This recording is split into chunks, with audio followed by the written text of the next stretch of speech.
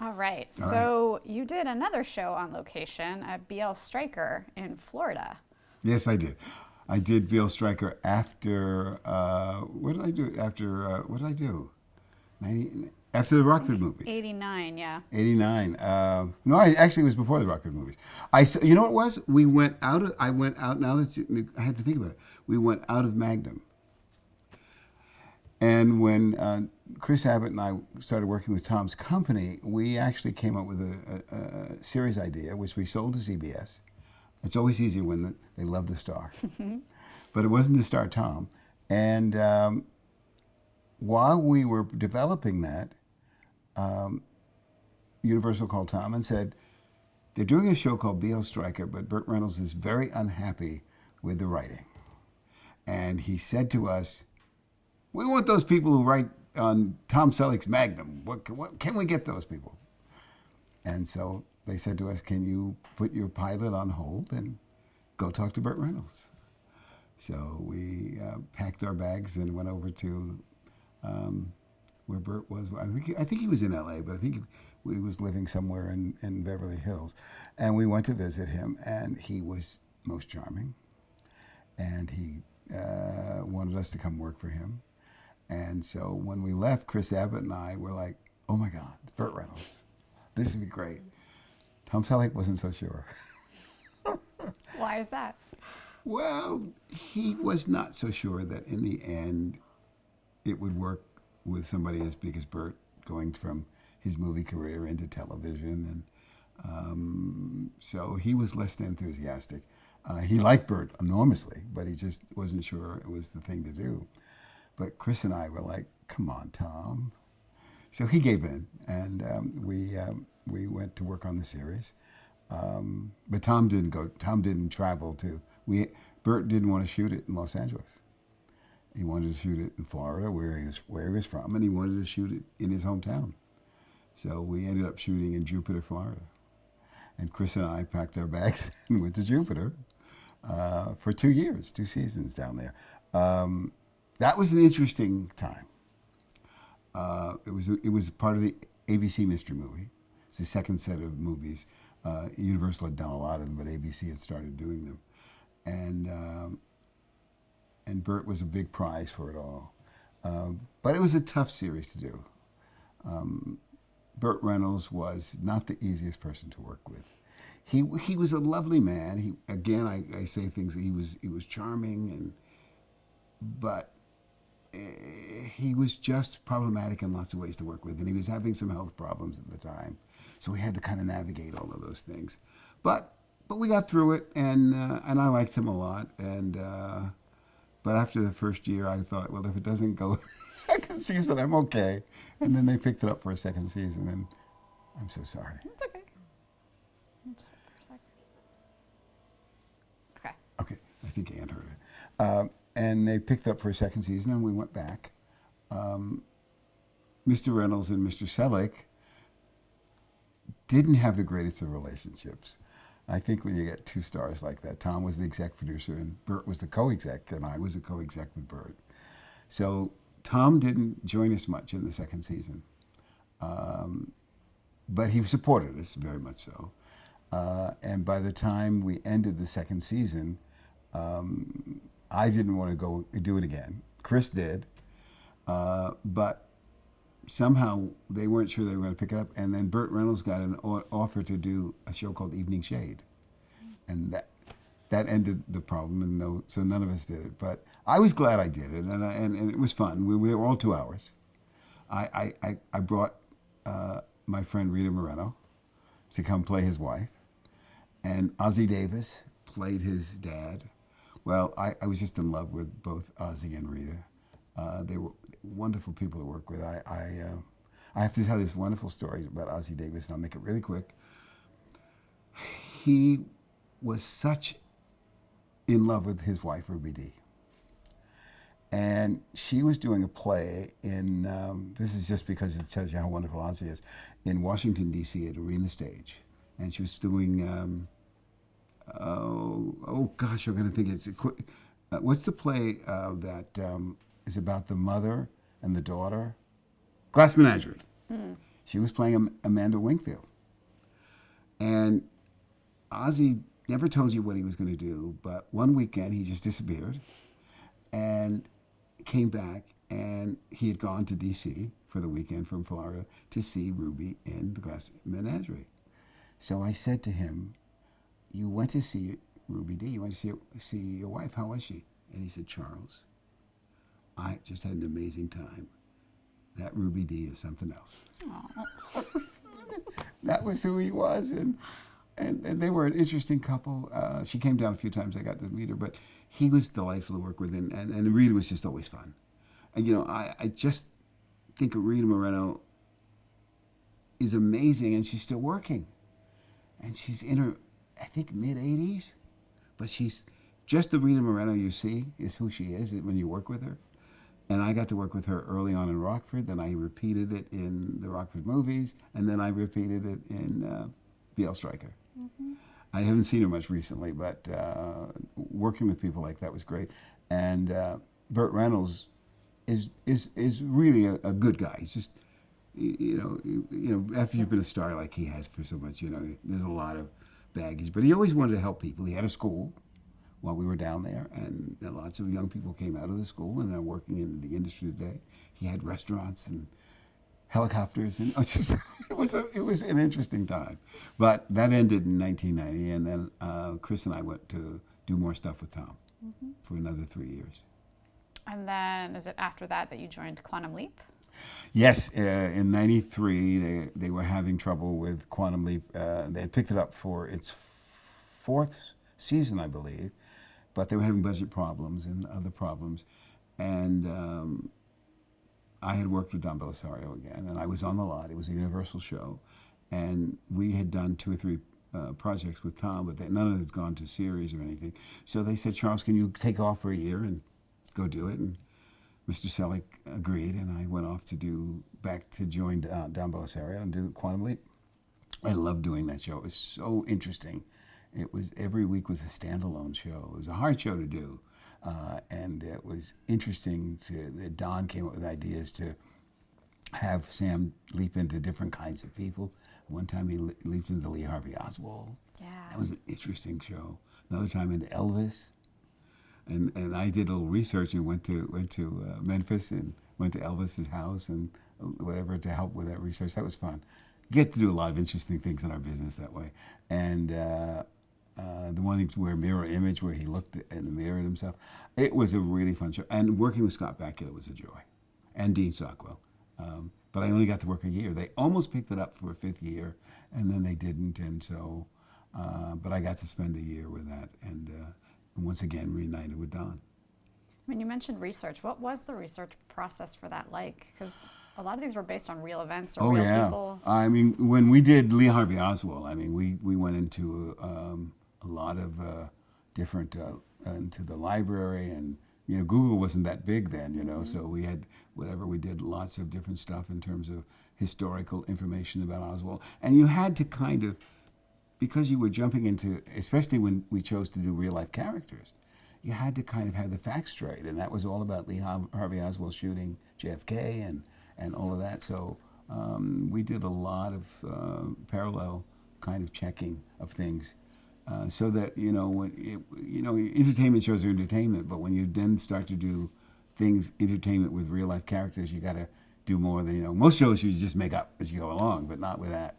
And we did several of those. I think he even jumped into Marilyn Monroe once. You know, it was just a fun show to do. But we had no permanent sets because it was so new, and so I think the only thing was the whatever he jumped into, the thing that whatever, I can't remember what it was, the accelerator or something. We had that, and but nothing else. Everything was new every week, and so it was a tough show to produce. Mm-hmm. And I came in at the last year when they wanted to reduce the budget. I came in the last year when they wanted to reduce the budget, so I had to do cost cutting and reduce the show from 8 days to 7 days and reduce the staff. But I was getting good at that time. I'd done a lot of stuff along the way and was learning how to do it, and then try to keep everybody happy when you go, you know, you're doing cost cutting. But I don't think we had a diminution of the quality of the show, even though we had to, you know, cut back on budget and days. We worked very hard to make it good. I was very happy to do that show because I loved doing different things. I had gotten to do, the detective shows, and then the Western, and now I was doing a little sci-fi. So I got to do some interesting, different kinds of things, and I was very happy to do that. The Lee Harvey Oswald episode is probably the one that's most talked about and remembered. Yeah. And Don Belisario had a connection to Oswald. Don Belisario right? had a connection, and I think that's why we did the show. Don Belisario was I believe, a Marine, and when he was in the Marines, he ran into Lee Harvey Oswald, and that, I think, that connection made him want to do that, and that may be my favorite show. But Quantum Leap was on for 4.5 seasons, and they did a lot of interesting things. And there were a lot of interesting shows. But that was probably the most well-known and the most interesting because we parallel, and it was a 2-hour. Mm-hmm. So we paralleled a lot of what happened. And it was nice that Don had that connection.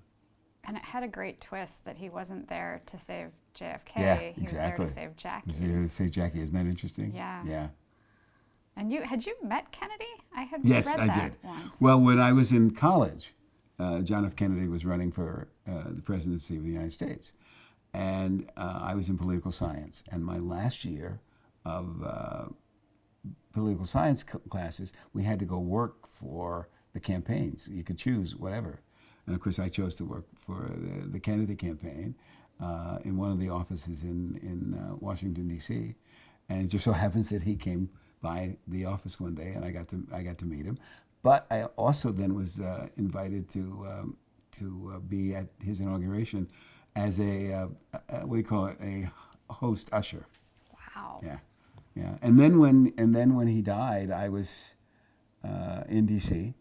And I remember going to the ceremony when they brought the caissons and the horses down Pennsylvania Avenue. Yeah, and I stood and watched, and I saw his son and Jackie, and it was an amazing thing. So it was an interesting time, because the civil rights movement began after that. But I was still in D.C. during all that time. And I got to be involved in some of the student stuff because I was there, in some of the picketing and whatever. And Stokely Carmichael was then on the lot, and I think one of the things he created there was the Black Power movement. So yeah, it was an interesting time to be there. Going back to Quantum Leap for a second. So when you guys did what became the series finale, did you know at that point that was the series finale, that it wasn't coming back?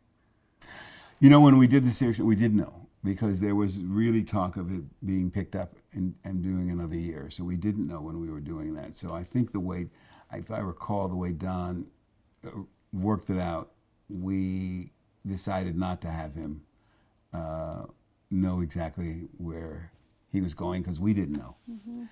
And that's another one that's kind of left up in the air as to where Sam leaped to and where he ended up. I think it ends with the title card, Dr. Sam Beckett never returned home. Yeah, I think so, but I didn't quite remember how that went, but I think we did it because we didn't know how. If there was a next chapter. If there was a next chapter, yeah. Yeah. Let's talk a little bit, actually before that, there has been chatter about a possible reboot of Quantum Leap on Peacock. Have you heard anything about that? I have heard that several times. And I know that Don Belisario has written a script. Oh. And I don't know quite why it's never happened. But I talk to Scott occasionally, and he's very anxious to do it. So I think we may still see it show up. We've certainly seen Magnum come back. They've tried Rockford a couple of times, but haven't really found the key success to that one. So I think there may be Quantum Leap in another life at some point. And everything's being rebooted now. Were you consulted at all for Magnum reboot or anything like that? Or? No, not at all. I was not consulted at all for Magnum. I don't know if Don was. He may have been, but I wasn't. I'd never heard a word, except I learned about it through, the press and the newspapers. I did see the pilot of the show, which was very similar to the pilot of the original. I think they decided to use a lot of that plot, which I thought was kind of interesting, but I would have rather seen them have done something else. But it was a very good pilot, so I can understand why they sort of copied it a little bit. And I guess it's still going on, although I hear Hawaii Five-O, which is the other one that got rebooted, is not returning next year. But they had a long run too, 10 years. Almost as long as the original. And actually, when you guys were doing Magnum, Hawaii Five-O had just finished. Is that right? Hawaii Five-O just finished. In fact, when we were doing Magnum, I believe Hawaii Five-O had just gone down not long, maybe if a year, whatever. So we took over the same studio that Hawaii Five-O was shot in. One of my first things that I learned was when I got to Hawaii over there, after I'd been there a month or two, the phone rang and it was Jack Lord. And he welcomed me to his island, as they say, and said that whatever I needed, give him a call, and he knew where all the bodies were buried. I did call him once to try to get him to a cameo, but I think he was done with it, so we couldn't get him to come on. I thought it'd been fun to have him do a cameo, but we didn't get him to do it. Did you have some of the Hawaii Five-O crew working on Magnum? I think in terms of crew, I think we inherited most of that crew. I think, the crew is not that large. The talent pool isn't that large. So I would say we probably inherited 70-80% of that original crew that was living there. And they were able to go from one show to the next. So we wanted to talk just for a few minutes about the craft of producing and what it is that you like about it. Why was it a good fit for you? We've talked about producing and how I got into it. Producing really is a craft, as is directing, as is acting,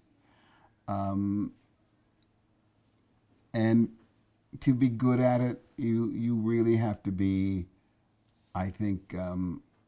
Well, first of all, you've got to be very attentive to what it is and work. And one of the things that I've done over the years is I've been a hard worker, because I think producing, but most things in our business, requires a lot of attention to detail, a lot of attention to what the business is, what the components are. And I've been a pretty good student that way, and had a lot of people I worked with who had talents in different areas, and I paid attention to what they did, how they did it. I think one of my greatest assets, though, as a producer, because I'm not a big fan of the nuts and bolts of producing, although I've learned to do them very well, was people, working with people. I have had a interesting career of starting to work in 1971, and I'm still working in 2020, and so I'm almost nearing the 50-year mark. And I have never, ever been out of work, except maybe for a couple of months here or there, and the strikes. And I had to think about how did you have such longevity? A lot of it's luck, but I think I've been a people person, and I think when you talk to people who know me over the years, they say that's probably one of my greatest assets. Don Belisario used to joke about the fact that I toyed for a little while about being in the Foreign Service and being a diplomat, and that was probably something that I brought to my work. I get along with people. I know how to motivate people. I like people. I listen.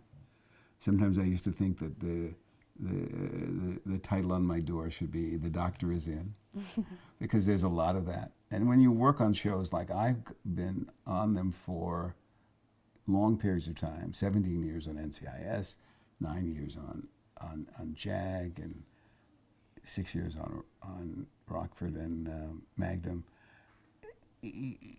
Those, you create families, and you're there sometimes with those people more than you are with your own family. and to be successful and to have long runs, there has to be a synergy. There has to be a kind of pride in the work. And you have to be good at spotting talent and putting the right talent in the right places in front of the camera and behind the camera. You're only as good as those people you surround yourself with. And I've learned all of those things. And I think I've been a motivator and a communicator. And I think that's been one of my greatest assets in terms of the craft. But I've also learned all the other things about producing. I never, things like budgets and stuff. I learned to do those. I wasn't wild about them, but I learned to do them. And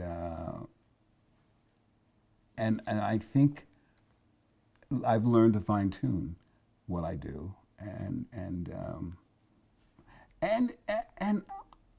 the talent of learning about writing and the turn about writing and producing, and I could have even directed. I chose not to, although I did direct some theater before I came into producing heavily, but just a little bit. But directing was not something I really was looking forward to that much, because I always wanted to be good at it, and I thought it took time, and I was always so busy producing that I didn't go into that route. But I also think, Adrian, I had such great role models. At Universal, I could just name Lincoln Levinson. I got to work with as a production coordinator, a man named William Sackheim, Harv Bennett. There's just all these people that I was exposed to and learned and was able to watch how they worked. Along the way, and picked up some of that and then used it. And I think you don't get invited back to the party unless you can bring something to it. And I think I've had that learning curve that I've had over the years that's helped me sustain a career. Mm-hmm. Did any of those mentors ever give you any specific pieces of advice about working in the industry? I don't know if anyone ever sat me down and gave me specific advice, but I learned so much by watching my role models. The way Jim Garner conducted himself, the way Mita Rosenberg, the way Steve Cannell, David Chase. These were people of integrity, of honesty and talent.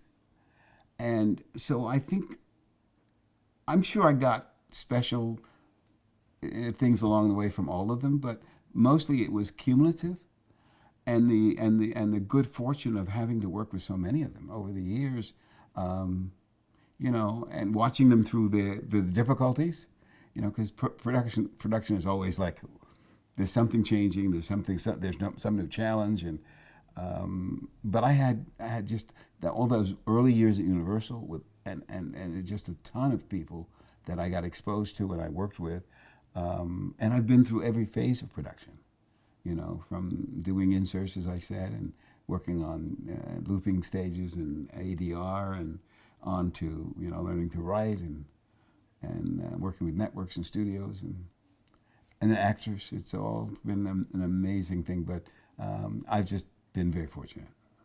How do you think your own background as an actor and in law helped you as a producer? My background in acting law has been extraordinarily helpful. First of all, I think because I wanted to be an actor, and I did quite a bit of it at a certain level, it makes me understand actors. First of all, I like them. I appreciate what they do. And I used to think that acting was probably easier than it is, but it really isn't. So I'm able to relate, I think, to actors. I have sat in thousands of casting sessions for series and pilots, and I think my learning to do that and my wanting to do that made me particularly gifted in the end to work with them. And then being a lawyer was especially important in my early part of the career, because I think it helped me get noticed. It helped me get, he's got a little something special. But, law is also interesting because law is, you learn the Socratic method in classrooms about how to think. And so you find a lot of lawyers in our business because they have that ability to have that Socratic method of thinking and working out problems and problem solving. And I think the other thing is mentioning problem solving is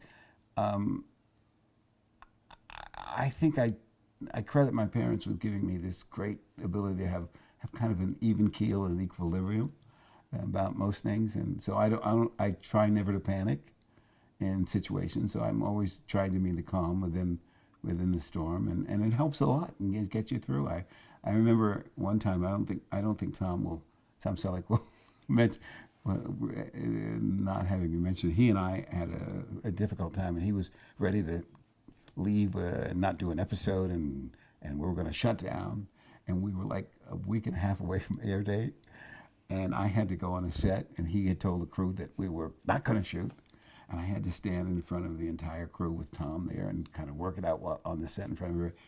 We had to stay. We got to stay with us, and I had to say we'll get the script right, and we'll do whatever we have to do, but we got to keep shooting, and we kept shooting it. And I was very proud of being able to do that. But that's the kind of thing you had to do. And I had to learn to get rid of my awe of performers, actors like Bert and Tom and Jim. I had to sort of I'm working with these people, and I have to be one-on-one with them. I can't be in awe of them, although I was, because I liked them all. But, you have to be able to stand toe-to-toe, and you get their respect, too. And I've learned that along the way. And how did things like evolving technology impact your work? You mentioned, computers came on, Yeah. but now we're at digital and different kinds of editing. Oh my gosh. Well, that's, I think, all of us working in the business about how technology has changed what we do. When I started, we were in editing rooms and we were on moviolas. And, you had to kind of go in. I went in and I had to learn to splice film because I get editors to teach me. We would go into a screening and we would watch, and we couldn't see the changes until maybe hours later or the next day to give the editor a chance to do them. And then suddenly laser editing came along, and then digital editing came along. I remember the first time you could laser editing before, the laser just didn't last that long. But I remember they could make changes so fast. And I was so used to going, okay, can we see them 5 hours later, or can we see them tomorrow? And then suddenly, no, we can make it right now. And you could sit there, and now today, I mean, it's so different. Well, now it's advantageous to have that. But you had to learn through that, and you had to work with people, our editors in terms of not using the film the way they used to. Then cinematographers all had to be retrained. But you go with the flow, and it's been very interesting to watch it. But and computers changed a lot in terms of editing, but in terms of scripts and all of that. I've just been amazed at how it's changed so much. But for the good, I think. Although I think now it's still changing, it's still evolving, and everybody tries to keep up. And I think studios and networks and companies are always like, how do we keep the model going and stay relevant? Still happening. Mm-hmm. I read the other day there's something like 400 or 500 series that are out there. I don't even know how you do it anymore. Mm-hmm. And the whole thing about binge watching, which we all do now because it's a way of getting through some of the material. What are some of the things that you're watching these days? Well, I don't get to watch a lot, but I love The Crown, Ozarks. I'm watching something now called The Outsider, which and I pick up on things that friends will say, have you seen so-and-so? And so, yeah, those are some of the things I've watched. I can't remember everything. I've watched a few things. I watched The Watchmen just recently. I watched that. I found that one interesting but strange. Yeah, so I don't know. There's several that I've watched. I can't think of them all now. Mm-hmm. Let's talk about a few more shows that you've Sure. worked on, including one about lawyers. How did you come to work on JAG? I was doing working on JAG. I was doing the Rockford movies. It took us 2 years to do those.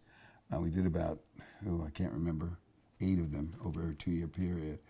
And I was doing them for Universal.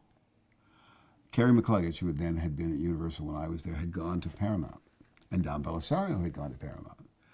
And they were having problems. JAG was on NBC, its first season. And it was a very different show when it was on NBC. And it got canceled. And then they picked it up. And Les Moonves was fairly new to CBS when it got picked up. And Moonves wanted to make it more of a legal show. He felt that it was kind of, it would, Harmon Rabb was a pilot and he was flying all over the place. And they rarely went to a courtroom, even though it was called JAG. And I think, again, they had been having some problems. It was a very expensive show the first year. And I don't know whose idea it was, whether it was Carrie's idea or Don's idea, but the phone rang and they said, will you go talk to Don about doing JAG the second year? And I wasn't sure I wanted to do it, but I did go talk to Don, and we ended up deciding I would go do it. Had you watched the first year of it? I had not watched the first year. Maybe I'd seen an episode, maybe one. But when they called me, I then did what we all do. I then started watching them because I had to see what it was all about, because I knew they now wanted to change the model. The interesting thing about doing this show is, remember, when I was in the military, I was in what they call the Courts and Boards Division, which was part of the Staff Judge Advocate, which is the counterpart to JAG for the Army. And I ran that office. So when they called me to do JAG, and Leslie wanted to change it, and Don wanted to change it more into a military show, I knew what running a daily office looked like. Well, the first year, they didn't have a permanent courtroom.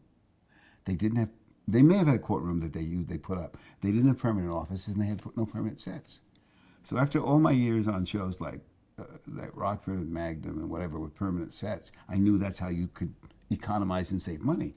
So I said to Don, the thing we should do is build a center where they work, and where Harm and Mac can have offices and, all of that. And that's what we went to. We got the production designer going. I think my experience, now this is where life and art meet, and it works. And all my experiences helped that way of forming that whole nucleus. And that's how we transformed that show. And I think my time in the military and working in the military justice system helped me to do that. Who knew that was where that was going to come to? Mm-hmm. But that's how we changed the show, and the show became much more of a legal show after that. And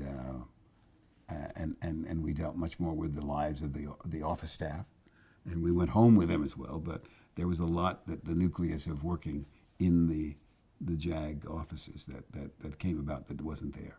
And we improved on that every year after that.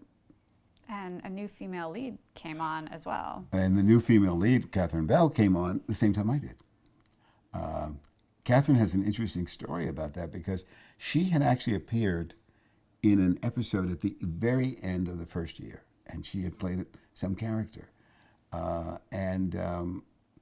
She decided that she wanted to be on that show, and when she heard about they were coming up with a new character, she wrote to Don Belisario and said, I'd love to come in and audition. And he was a little afraid, because she had already been established as a character at the very end of that. But we read her, and they were looking for someone who had some height and some kind of interesting thing. And Catherine was not that experienced an actress at that time, but she was a very interesting actress. And so I remember, and she and I came on around the same time, I got to go to the audition that she auditioned for over at CBS at that time, with Moonves and the casting people there, and Don and our casting people. And we took Catherine in, and Leslie just happened to like her, and so did the casting people at CBS. And Don said, well, she's not a big name, she's not a star. And Leslie said, we'll make her a star. And that was how Catherine Bell was born, as Sarah McKenzie. And and she did a wonderful job, and she grew as well as in that role, as did David, and that's she came on the same time we did. So our careers sort of took off together in that together. So did she read with David James Elliott at the audition? Yes, she read with David James Elliott at the audition, and their chemistry was very good.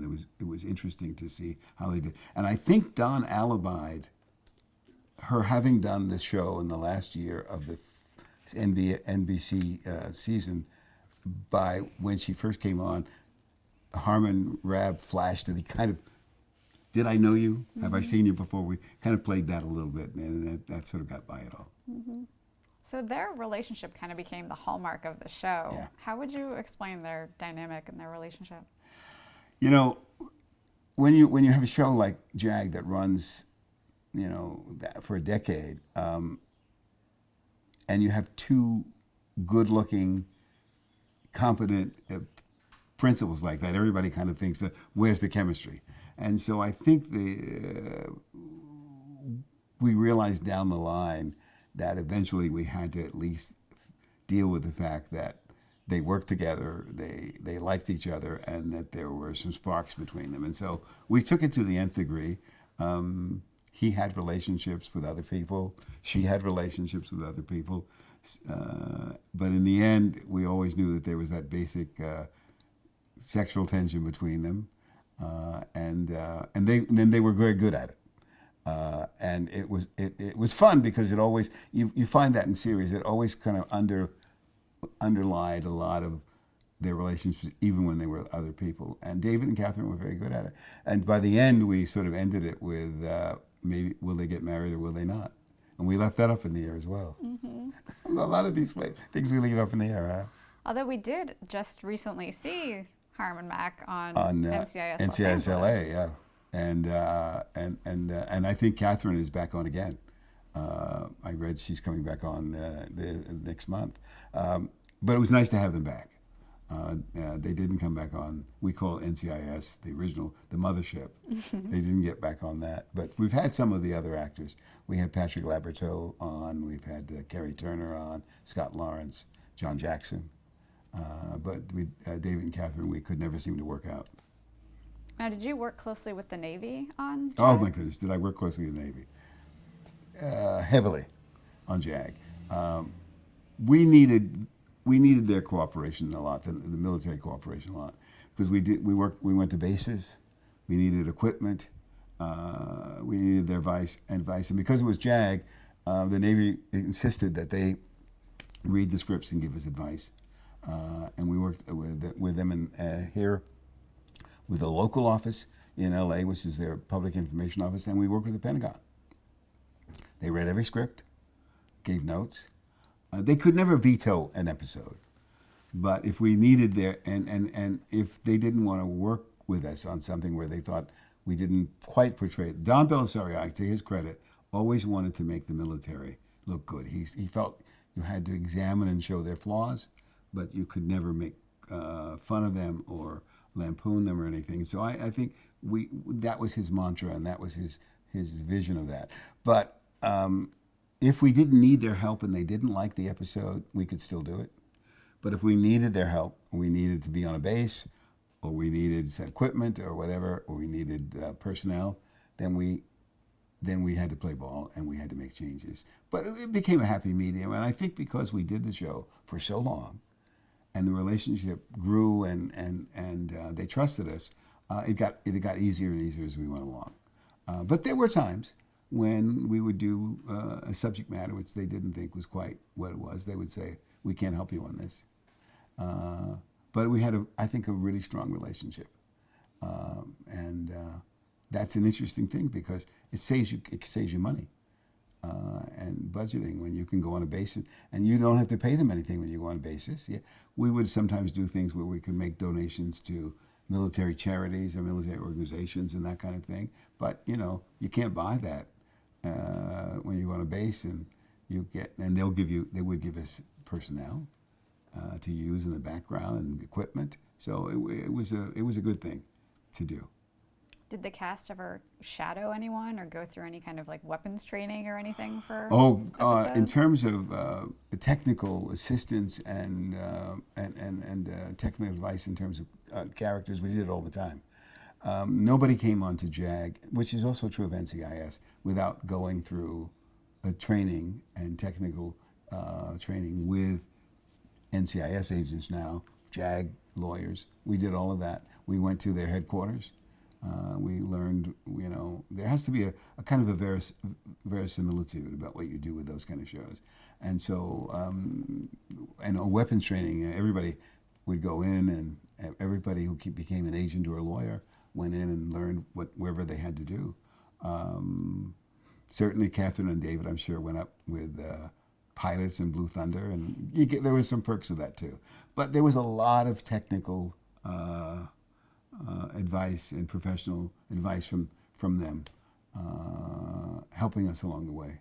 And I think it only helps the dramatic presentations that you do at least have a stronger base and a better foundation in what you end up showing. Mm-hmm. I think that happened in Magnum, it happened in JAG, and it happens in NCIS. We do a lot of research and a lot of working with those organizations. We work heavily with NCIS in that show too. Was there ever any pushback, like notes or anything, either from the Navy or standards and practices? Because there were some episodes on like sexual harassment, which tailhook had just recently happened. Yeah, there's often a lot of that with shows, and certainly with JAG, NCIS, there were lots of notes. We get them first of all from broadcast standards. We get them from the network, from creative side, and with JAG and NCIS, you get them from the organizations themselves you work with. So, there are a lot. There are some times when we have to change. We have to alter the scripts, quite a bit.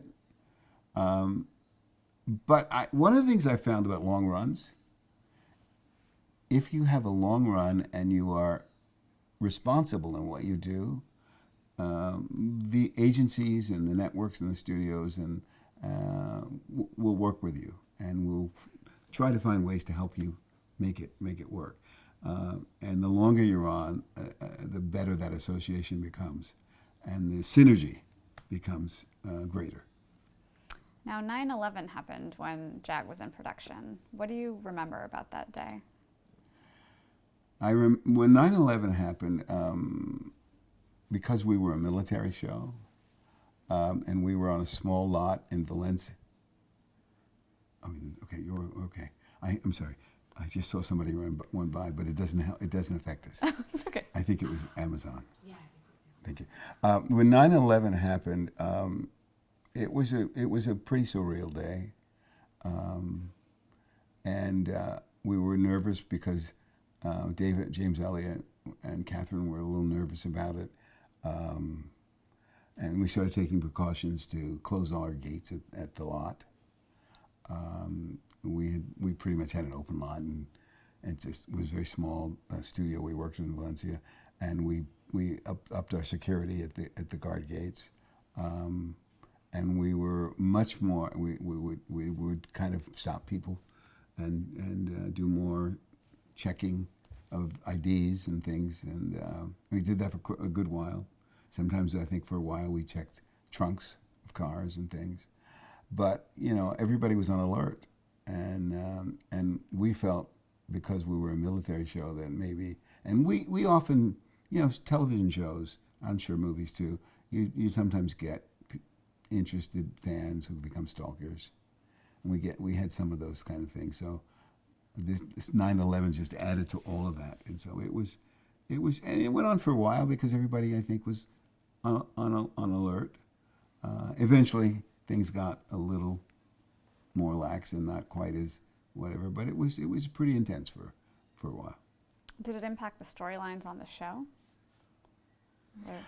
Did 9/11 impact? Yes, I think 9/11 did. I think it probably impacted a lot of shows and their storylines, because you become first of all, you try to be relevant in shows when you're doing them in real time, when real things are happening. So I think I don't remember, Adrian, if what any specific shows were, but I'm sure some of the things that were happening in real life, we then used in the show. We probably did a few more shows that involved international security and international terrorism. We did a lot of stuff involving terrorism. I'm sure we did more of that because that was really reflecting what was happening in our daily lives. But I find that in the shows I've worked with that you often mirror in your shows when you can what's going on in life, and we try to use things that are happening that audiences can relate to. There's a show that was just on last night.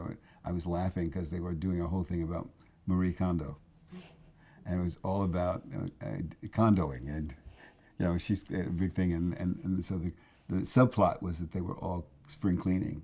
This is NCIS, right? Yeah, NCIS. Yeah, but that's kind of how we reflect what we do. Mm-hmm. And I had actually read that JAG saw an increase in ratings after 9/11 in season 7. What do you make of that? Well, increase in ratings after 9/11. I think it's because we were dealing with legal cases. We were dealing, and the military was very much a part of what 9/11 was all about. And I think that the reason our ratings probably increased was we were kind of alerting audiences and reflecting the kinds of things that they were dealing with and seeing and fearing. And we were bringing them to the fore in a way that sometimes educated them as well as entertained, and sometimes alerted them to what was going on. And a lot of times people learn things from television and from television shows. One of the joys I've had in working in the business is that I think sometimes we get a chance to teach, and we get a chance to educate. Sometimes through entertainment. Sometimes we do it through, lighter shows, but we can also do the heavier shows. And we and I think on JAG and NCIS especially, we often do shows where if it's having to do with a real life problem, we will relate to an organization that, if it's involving, and a lot of shows do this, will relate to real audiences. We're just doing a show now on NCIS where a gentleman wants to be buried on the Arizona.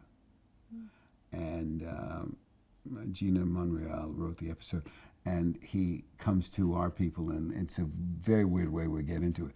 But then I read the other day that there was a real case just recently where a gentleman was dealing with a Purple Heart and some other stuff, and wanted to be buried on the Arizona. So I always find that life reflects art and vice versa. Mm-hmm.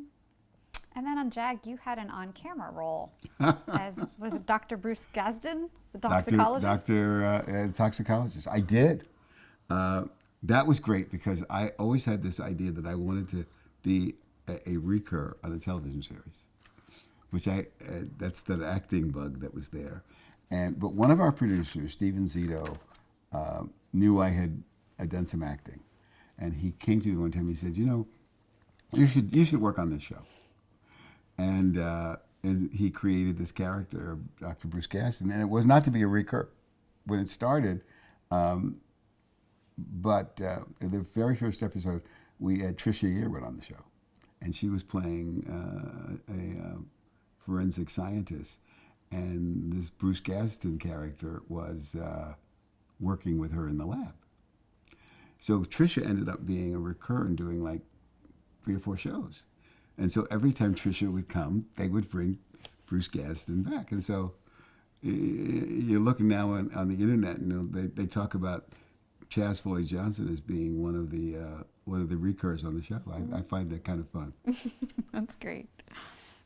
So why did the show come to an end then after 10 seasons?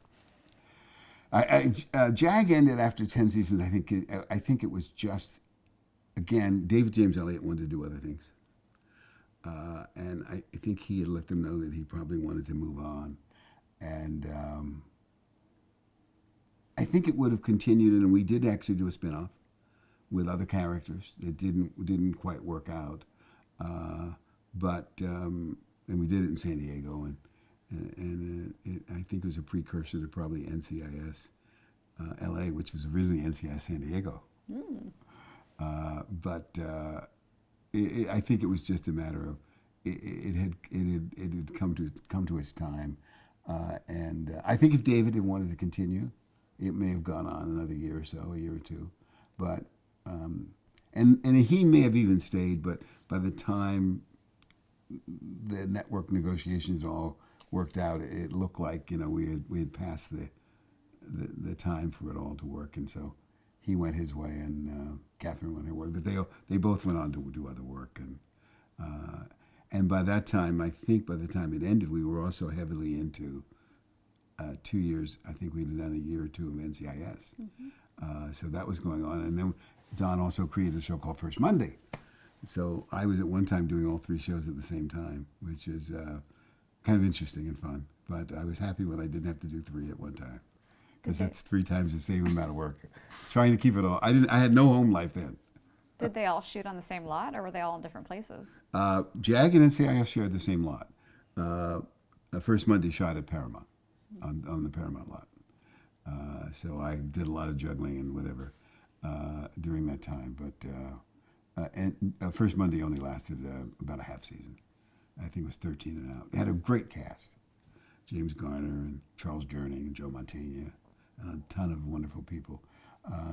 But it didn't seem to have demographically, it skewed older. And there's always that problem of getting the younger demographic. CBS loved the cast, and I think if certain things had worked out better, it would have gone on. But we started behind Jag, and that was great. But then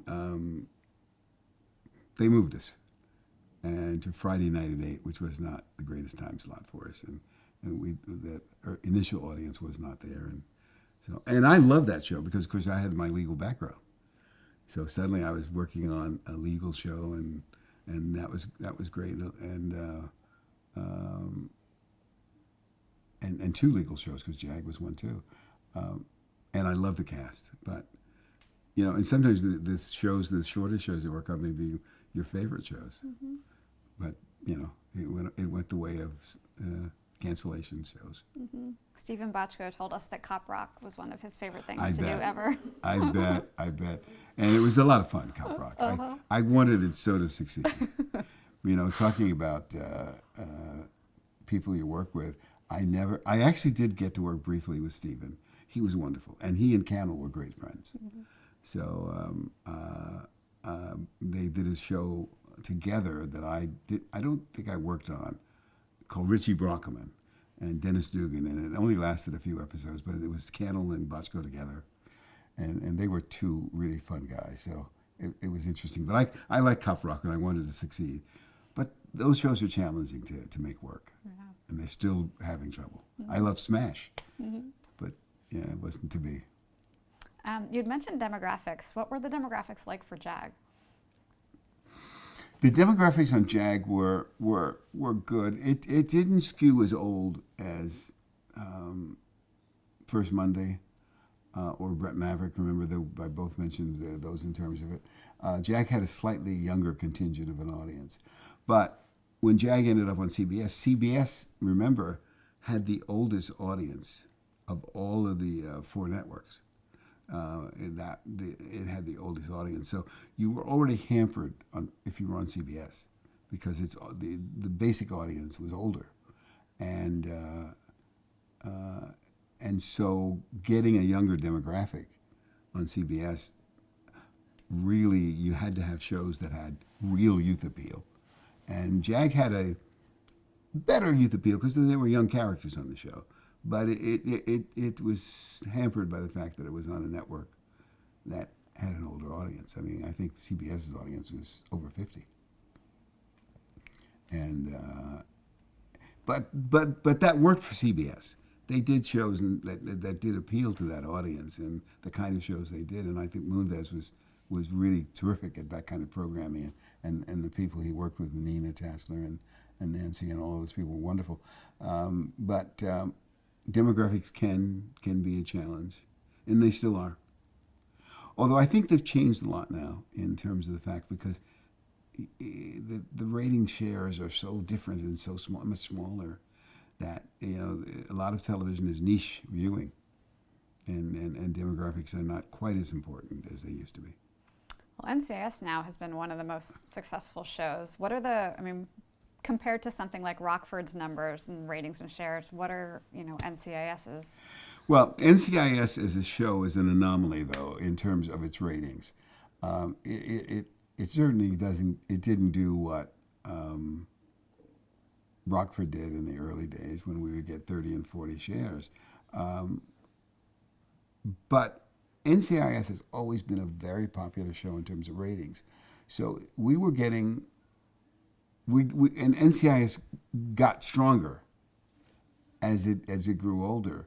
But we would sometimes at our height be getting 20, 21 million people. That was probably, 2007, 8, 9, 10.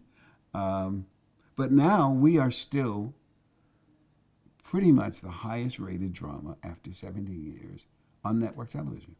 We do something like 10. I just looked at the ratings for the show last night.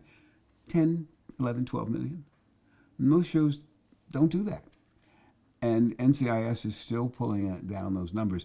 Our demographics for the youth audience, the younger audience, are not that high. It used to be, demographics that were big numbers. Now a show can have a 1.2 demographic and stay on the air. And NCIS can be number 3 for the week in terms of viewing audience, but maybe number 17 in terms of the youth audience, but it still does pretty well. And it still does well for CBS in terms of demo, because there are not many shows higher than we are on CBS. And we've been consistent. NCIS is in something like 200 countries around the world. I've traveled all over the world, and I've seen it in low-powered stations in Africa, even low-powered stations in Cuba. And we've won awards for being the #1 show around the world. It's very big in Germany and Italy. Why do you think that is? Why do I think that show has been so durable? I think it walks that line of the humor and drama again better than most shows do. I've seen shows that try to do what NCIS does, and they're not as successful because I don't think they understand the formula. And it took me a while to understand what that formula was. But NCIS does humor in a very serious case, but the humor never steps on the drama. The humor will be between the characters, even if they're in the morgue, even if they're on a crime scene. But it's never about the drama, the intrinsic drama of the case. They may be having humor among themselves while they do their investigation, but you never make fun of the case. They never make case fun. And I think they do that very well. The other thing is, I think we cast that show very well. Mark Harmon, I think, is just an amazing character as Leroy Jethro Gibbs. And he has learned, he's such a wonderful actor, but he's learned to let all the humor go around him, and yet he can get the greatest laugh by almost doing nothing because he knows how to do that. His looks are great. His looks are great, and we play that, and we know that's the strength of the show. And then we've always cast good actors around him. I mean, Sasha Alexander and Michael Weatherly and Cody DePablo and Lauren Holly and now Maria Bello and Wilmer Valderrama. We've just found, and Rocky Carroll. We found all these people, David McCallum, and we run the gamut from, the younger people all the way to the older people. And Rocky Carroll likes to say that NCIS is like a finely tuned jazz octet or something, where they all know how to play their parts and they all know how to do the humor, and they're equally adept at the drama and the humor. And when we have to replace people, because over 17 years, they go to do other things. We find new people who come in and who can step into that mold. And I think that's identifiable around the world. I found myself a couple of times on Saturday when USA would do these NCIS marathons, and it would be on television, and I would go, oh, I remember that show, and I'd start to watch. And literally, I would see 3 or 4 shows, and I go, I've seen these a million times. But there's a fun to them, there's a camaraderie. Some of the shows you have to pay real close attention to, but other times you can kind of get the fun and the humor from them while you're doing other things. You can multitask. I think that's what it is. I think it just has a lot of identifiable elements. And one other thing, when you're on that long, you create the lives of these characters so that, you've got these histories that you can do with each of these characters, and people who watch the show get it and get little things. I'm always amazed. Sometimes we'll play little things and something that's happened to a character a while back and you refer to it, and audiences get it. So we've been very lucky, but I think we've done a lot of good things with that show that have sustained it for so long. So let's back up for a second and tell the origin story of how the show got launched. Yeah. How NCIS got launched. Well, when we were finishing JAG, getting near the end, everybody used to say to Don Belisario, you need to spin this off into something else. And he listened for a while, and he'd actually used NCIS characters in JAG. We would have NCIS investigators occasionally in the show. Let's stop for a sec. For anyone who doesn't know, what does JAG stand for and what does NCIS stand for? Okay, now I got to think about it. JAG is Judge Advocate General, which is the Air Force Marines legal system, Judge Advocate General. NCIS stands for National Criminal Investigative Service. Is it national or naval? Naval. Naval. But your Naval Investigative Service. There was a time when NCIS first came on that JAG was known as Navy NCIS, which was truly kind of a double kind of whatever. But the reason that it was Navy NCIS was because CIS was on. Oh, CSI? CSI was on. And Jerry Bruckheimer was not happy that there was CSI and then NCIS. So he said to Moonves, you got to do something about it. So our first year was Navy NCIS, which was Navy. Mm-hmm. But once we were on for a year or so, we just okay, forget it. We can coexist. Mm-hmm. But that's how it started. But so that was really where it went. And so Don created the NCIS out of the JAG episode. So it was season 8 of JAG, I think. Was those episodes? Yeah, it was season 8 because we were on 2 years when NCIS was on 2 years and JAG was on 2. Yeah, so season 8. I don't remember all those things, but it was season 8, and that became a 2-hour episode with Mark Harmon, I think Michael Weatherly, Sasha Alexander, David McCallum, and Paulie Perrette.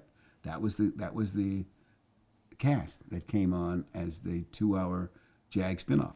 So I think actually Robin Lively, you're right. Robin Lively was in the pilot of the 2-hour spinoff. But when it came time to go to series, she was replaced. And Sasha had done a pilot for CBS. You know how these things happen. And we were looking around for someone, and CBS said, "You take a look at her," and that's how she came on. So by the time we did the first episode of Yankee White on NCIS in 2003, she was there, and Robin was gone. But Robin was in the original cast. You're right. I've forgotten that. And so the interesting thing, and this is a little out of school thing, when the first 2 hours were written, it was going to be kind of Law and Order in the military. And the first hour was the JAG portion of the show. Oh no, the first hour was the investigative portion of the show. Mm. And the second hour ended up in the courtroom. And that was going to be the model that NCIS was going to be sort of Law and Order in the military. However, when they tested that show, the first hour tested so strongly with Harmon as the investigator that CBS said, let's just do the investigative portion of the show. And so the whole idea of it being law and order in the military went away, and it became just NCIS investigations. But that was not how it started out. And then we did the two-parter, and then we went to New York and for the upfronts, and we started in 2003, and we coexisted with JAG for 2 years. You mentioned there were a lot of cast changes throughout the years. Sasha Alexander left after the second season. Yeah. Cody DePablo came on as Ziva, and her relationship with Tony and Ziva really seemed to kind of be a fan favorite. It was called Tiva. Tiva, yeah, they had their own nickname. Oh yeah. Well, Sasha, I think she may have been newly married around that time, and she came to Don and said, I don't want to work this hard. Can I do less? And I think Belisario said, well, not only can you do less, but I'm going to kill you. That's less. And that's less.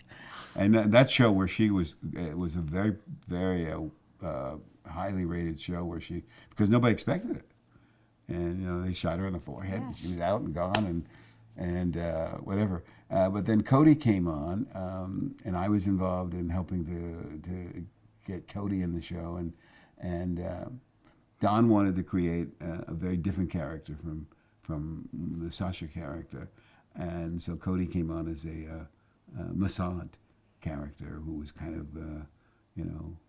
action-oriented and all. And she created a very different character. And but eventually, again, the sexual tension that happens. And Michael Weatherly was very charismatic, and he was fun as Dinozo.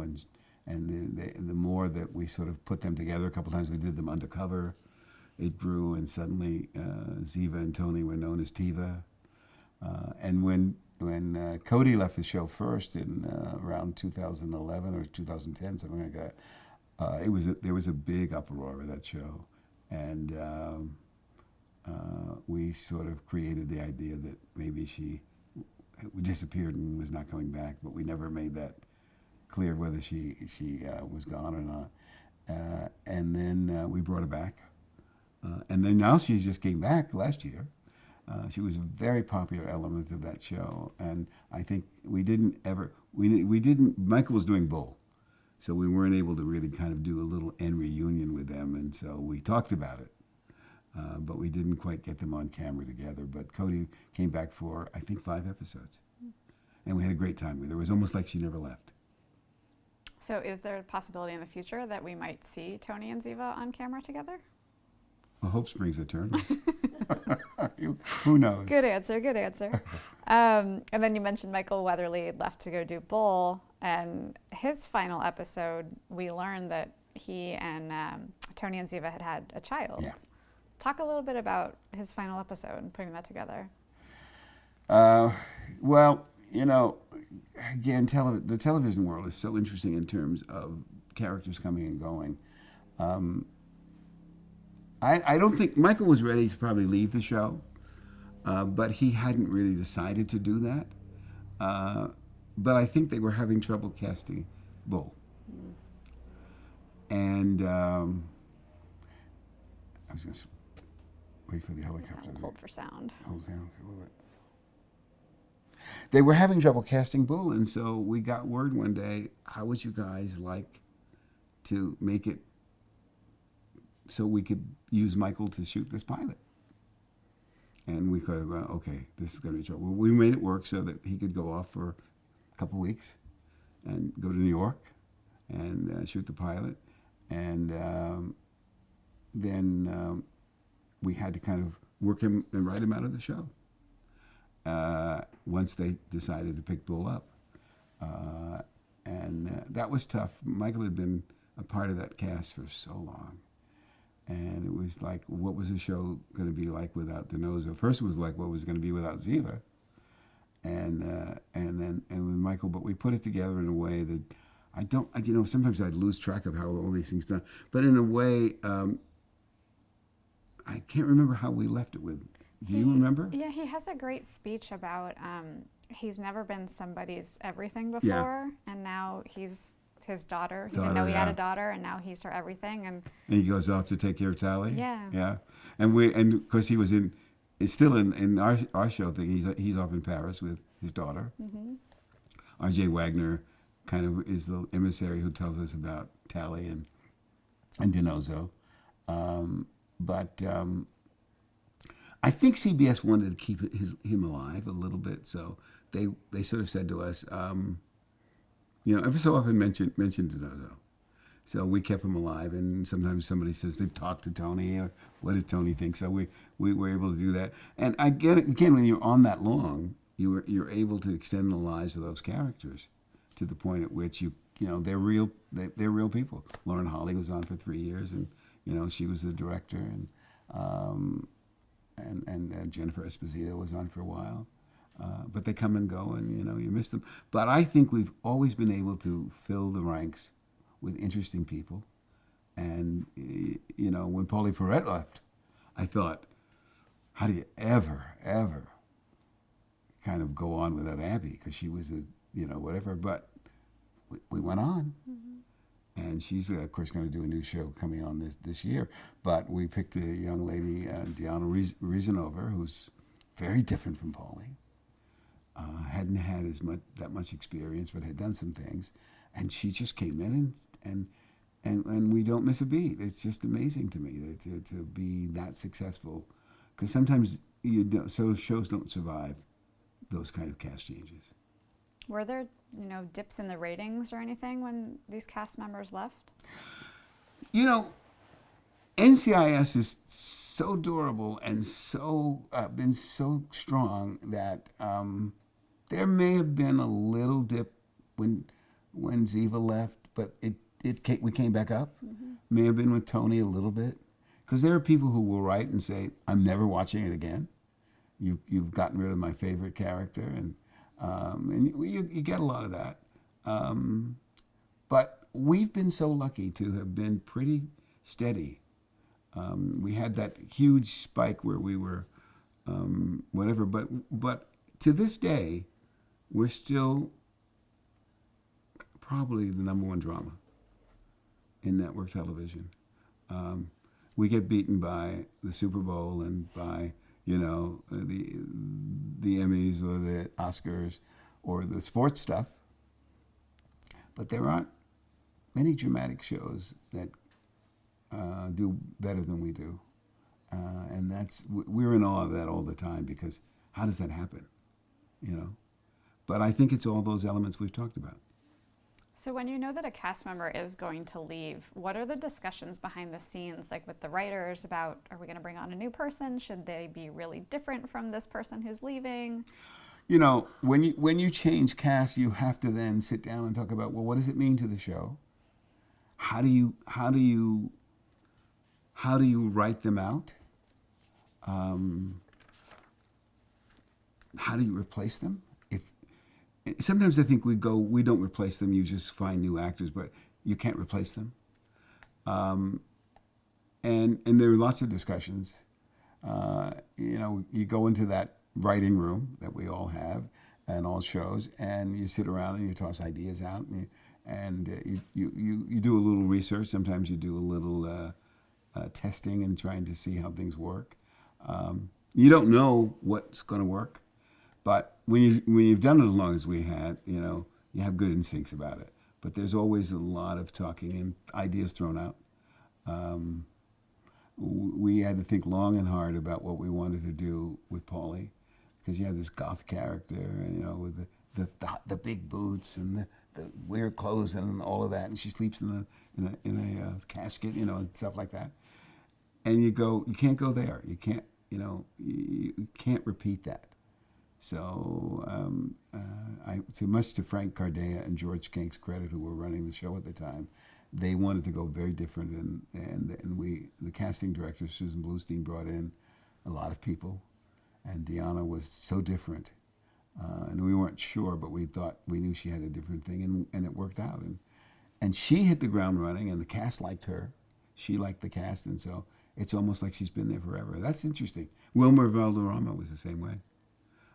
He had done a pilot for CBS, We were looking to add to the cast at that time. And the network said, take a look at him. And eventually he came on and he decided he wanted to be a part of it. And he's been fun, a very different kind of character. He was almost the Tony DiNozzo replacement, but very different. And then Tony, and the audiences have gone with it. So I've been thrilled, and we pinch ourselves all the time that we're still around and still viable. Mm-hmm. And there seemed to be a little kind of Tony and Ziva-esque sexual tension now with Bishop and Torres. Yeah. Well, they're, again, two interesting characters. They work together all the time, and they're thrown in constant contact. They both had different love affair lives. But I think it does happen, and maybe television sort of heightens this thing when you have two interesting characters and two attractive characters who work together. It happens, and audiences sort of enjoy that. But it gives us another level of things to play with. And we've gotten sexual tension with them, but we've not gotten them together. Mm-hmm. Not sure we will. It's always kind of fun for the kind of the chase and the hunt, but once you get them together, where do you go? I think that was a complaint about moonlighting. Mm-hmm. That once you do that, you sort of kill the golden goose. And what do you make of the relationship between Gibbs and Sloane? The Gibbs and Sloane relationship. I have fun. I think we all have fun with that. Maria's a really fun actress, and I think she's been a champion of that idea. So we've done it all. And they're two mature people, and you kind of want to go whatever. And we have fun with the whole idea that the whole office staff thinks they're a couple when they say they're not. And again, we don't verify it and confirm it, but it's interesting to see that. And I think they play it very differently than the kind of relationship that Bishop and Torres have. They play it very different. We just did an episode on Valentine's Day where she got Valentine's gifts, and she didn't. She thought it was from him, and it wasn't. But we had fun with that. So I like that relationship. Mm-hmm. There's also been a number of high-profile guest stars on the show, including Michelle Obama. Yes. Talk a little bit about working with her. Oh boy, working with Michelle Obama was like manna from heaven. She worked with Dr. Joe Biden, and they had an organization called Joining Forces, which was providing ways to help military people who have spouses that transition with them and go into areas where they need help with relocating and their jobs. And they were looking for ways to promote that. And one of the ways they thought was to do a couple of television shows. And someone suggested NCIS because it's military. And so we got a hold of the White House, and I think someone on one of the entertainment shows put us together, and Mrs. Obama and Mrs. Biden were interested. And so this started this process of how we do it. So initially, Michelle Obama was going to come to Los Angeles and do a show with us out here. Well, we could never make that work. So then they said, well, why don't you come to the White House? Well, we thought, well, it's pretty interesting. And then a whole process started where we would have weekly sessions on the phone with Mrs. Obama's staff working out how we were going to do this. It was the darndest process. It just took lots of coordination to get it done.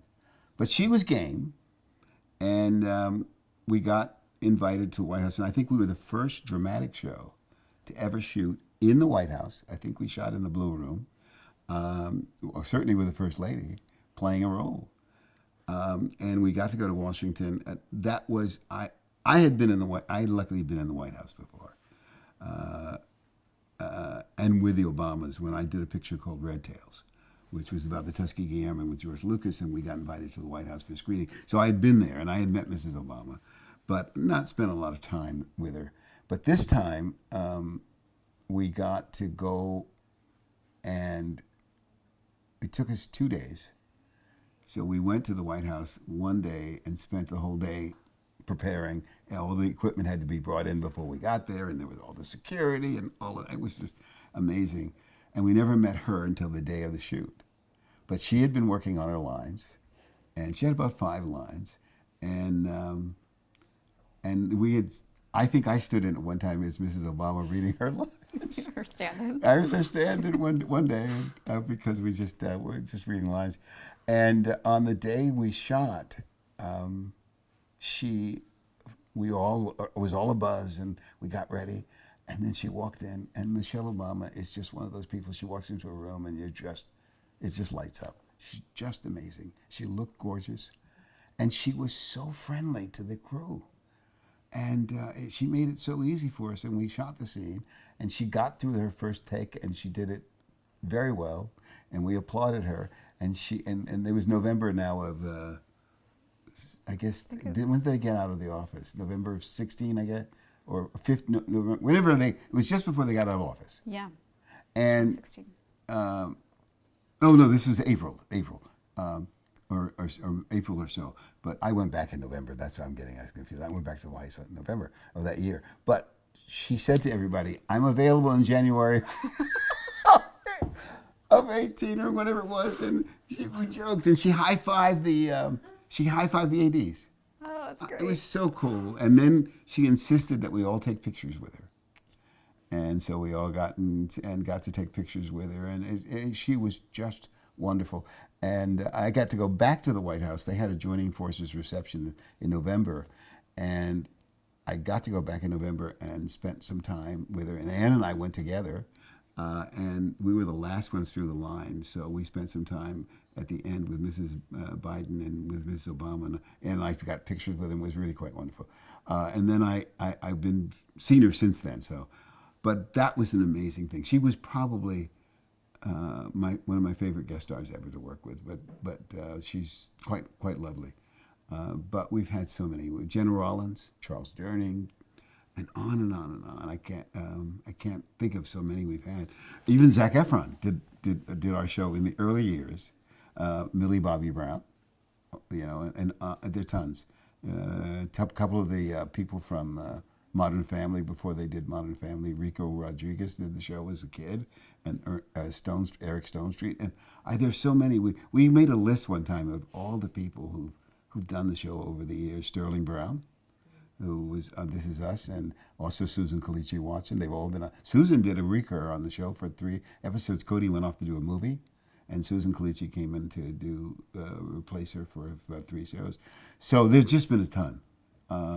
And most people enjoy themselves.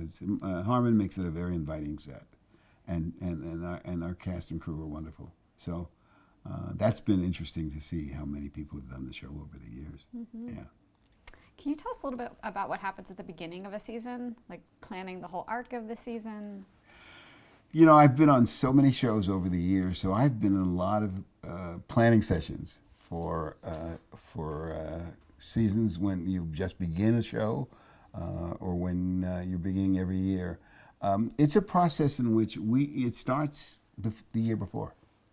Once you finish and we always we're lucky enough to do at least 24 episodes every year on NCIS. As you know, we're about to celebrate our 400th episode in a couple of weeks. So we've had a lot of seasons to cover and a lot of episodes. But we start planning we stop shooting in end of April, beginning of May. And we start planning then. And the writers stay around for almost the entire month of May on NCIS. And we talk about what the next year is going to be. Where do we want to take the characters? Sometimes actors have given us suggestions what they'd like to do. So that gets thrown into the mix. And you don't plan all 24 episodes because it's just too much, but you plan maybe the first 6, 7, 8, 9, 10, and writers get their assignments, and we sort of get a broad stroke of what you want to do for the year. What are some of the things we haven't done? What are some of the things we'd like to do with the characters? And so all of that's sort of mapped out, and we have I'm sure most shows do this. You have the big board. And kind of the assignments there, and the arcs are there, and you work all of that out, and then the actors and then the writers go away for a while because they have to get a little bit of a break. But they're all back maybe beginning of June, and then they start writing, and then we've got to find, we even start with our directors, locking them in at the end of the year rather than waiting to the beginning of the year. We don't lock in everybody. We lock in a great deal of them. And sometimes what are the arcs that you want to do in terms of what are the things out there that you want to cover? Is there something that, we want to do? So it's an interesting process. And you have a writing staff. We have a fairly big writing staff of 8, 9, 10 writers. And some have been there forever. Some we get, and sometimes people leave and new ones come on, and that's good because it brings a new perspective to the show, and you have the roadmap, and then the roadmap changes as time goes on because production is always a matter of the vicissitudes of what happens in life, and you have to be prepared to do that. But we've been doing it so long, we're good at it now. And then in terms of the look of the show, I think it was the second season. Are they called foofs? Yes. They get added, the black and white, still? Yeah, that was, that developed, I have to give credit, I think, to Belisario. He wanted something interesting to do, and I don't even know how we came about. I remember it came about with the idea of what the sound of a old flash sounded like, and that was where it kind of developed. And I don't remember even how, maybe Don did or someone came up with the idea of calling it a foof. But then actors loved it also because then whose face gets ended at the end of each act with the foof. But it's become kind of a standard thing, and it works well. And we do it now at the end of an act, and then that's the lead into the next act. And it's been a nice kind of transition for us, and a hallmark of the show in many ways. But I think I remember Don talking about the sound of an old flash bulb that worked, and we've developed it and kind of massaged it over the years and made it work very well. Now, it was reported that Don Belisario left the show in 2007. So how did that impact NCIS? Yeah, we thought Don was going to be there forever. It was traumatic. I have to talk. I can't talk about an oral history with me without saying that so much of my work over the years was with him and with his shows. I think I ended up doing 4 or 5 of his shows in long runs. So when he left, it was pretty traumatic because it was like, well, the creator's gone, and the visionary is gone because a lot of that was his vision. As Dick Wolf has his vision for his shows, Don has certainly had his. But, we knew we had to move on. And he had left us what I think has always been a good roadmap for the show. There were lots of things he created in those first 4.5 years that we kept as our guideline, and we just built on them. And so I credit him, even though he left, with giving us the rudimentary elements to keep that show going, and we built on them forever. And he's of course been the executive producer and the creator it stays on the show. But I would think he was very proud of the fact that we have kept it going for so long. And I found out when he left that I was pretty much one of the point people because I had been with him for so long. And we were also not sure how that show was going to go, and somebody needed to get in there. So I worked very hard with all the cast and the crew to kind of say, we got to pull it together. And we did. A guy named Shane Brennan came in for a while, and then Gary Glassberg came in, and they were the head writers on the show. But I was always able to work with them and always able to be the kind of anchor that was there because I was there from the beginning, and we kept much of the same staff. Many of our producers have been with us forever. Mark Horowitz and Mark Shields, who work with me, have been with me for maybe 30 years. I started with Mark Shields as a unit manager on Magnum, and he's now a co-executive producer. And Mark Horowitz and I started when he was an editor on Rockford, and he's now a co-executive producer and one of our key people who works with the daily overall production of the show. So I get to be the dean of the show now because I've been around for so long, and a lot of these people I helped bring along over the years. And then Gary Glassberg passed away Yeah. suddenly in 2016. Yeah, that was tough. He was a wonderful, wonderful man. He was with us for maybe 7 or 8 years. I think 7, yeah. And Gary was just a lot of fun and always had a good attitude. He brought a lot of new stuff to the show.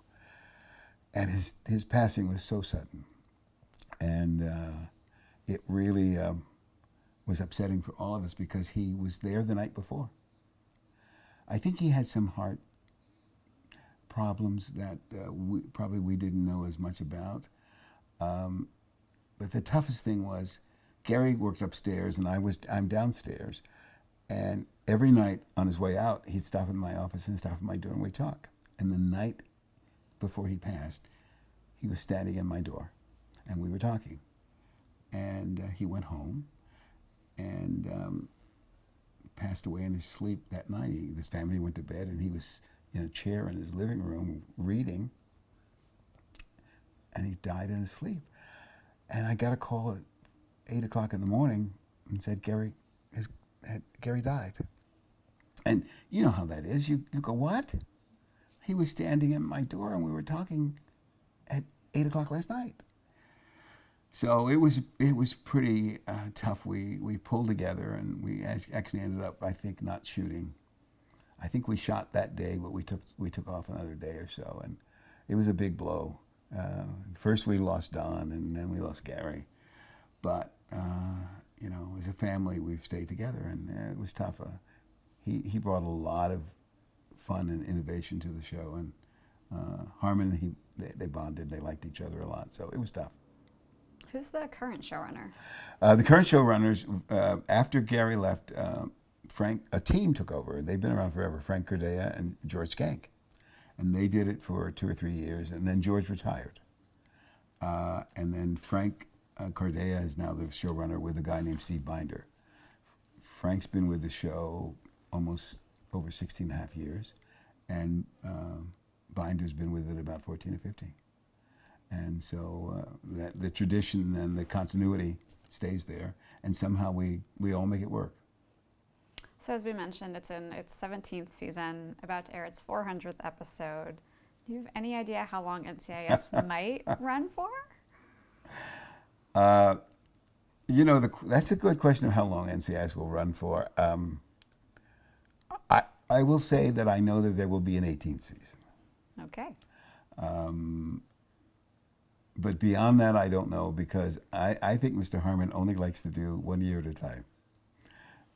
And I think if the network could have enticed him to do 2, they would have done it. Because I think there's a nice ring. I haven't talked to anybody at CBS, but I think there would be a nice ring of at least making 20. I think that, was it Law and Order SVU is now kind of taken that over. They're at 21. 21, and I think they've got another 3 years that Dick has gotten for the show. But most shows, 20 years was Gunsmoke, and 20 years was the original Law and Order. So I think CBS, which had Gunsmoke, hasn't had a 20-year show, and I think they'd like to get there. Whether or not we make it or not, I don't know. We'll see. But we will be on for 18, I think. And that hasn't been officially announced, but by the time this airs, it won't matter. And could there ever be NCIS without Mark Harmon? Could there be NCIS without Mark Harmon? I would find it hard to see that happen. But remember CSI, when Bill Peterson left, Larry Fishburne came in for 2 or 3 seasons, and then Ted Danson.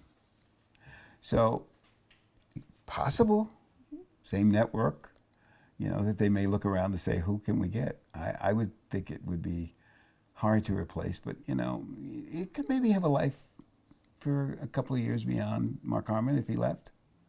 I'm sure it's been thought about already by CBS. Yeah. And I think Mark Harmon enjoys coming to the show, and he so likes the cast and crew that I think he's willing to go a little further. But whether he can make 20 years, I don't know. I'm not sure I'm going to make 20 years. There have been 2 spin-offs, NCIS Los Angeles and NCIS New Orleans. Yes. What has your involvement been with those, if any? I was involved in both of those because, of course, we spun them off. Both NCIS New Orleans and NCIS LA were spun off from our show. The mothership. The mothership. So we began putting them together. So I was involved in the casting and all of the initial aspects of putting together a show. So we did 2, they both were 2 hours, and putting LL Cool J and Chris O'Donnell together and that whole cast. But once they went off into their own show, we weren't that involved. We occasionally would do a little bit of a crossover with something with their shows. And then it followed when New Orleans came about, same thing. We, putting Scott Bakula and Lucas Black, and at that time I think it was Zoe McClellan, putting them all together. And Zoe had been on JAG as a recur, and then seeing her then go on that cast. She's no longer on the show, but she did. But we put those together, and I had a reunion because, of course, I had worked for Scott Bakula. So, in fact, I actually take credit a little bit, although I don't know if anybody else does, for the fact that they were trying very hard to cast that show and they couldn't cast it. And I sat with Susan Bluestein one night and I said, has anybody talked about Scott Bakula? And Susan said, yeah, I guess so, but not seriously. I said, well, he's a really good actor and you should think about him. The next day I heard they were negotiating with Scott Bakula. So who knows how those things work. But I was involved with that for those 2 hours. And I think I went to New Orleans when we shot down there.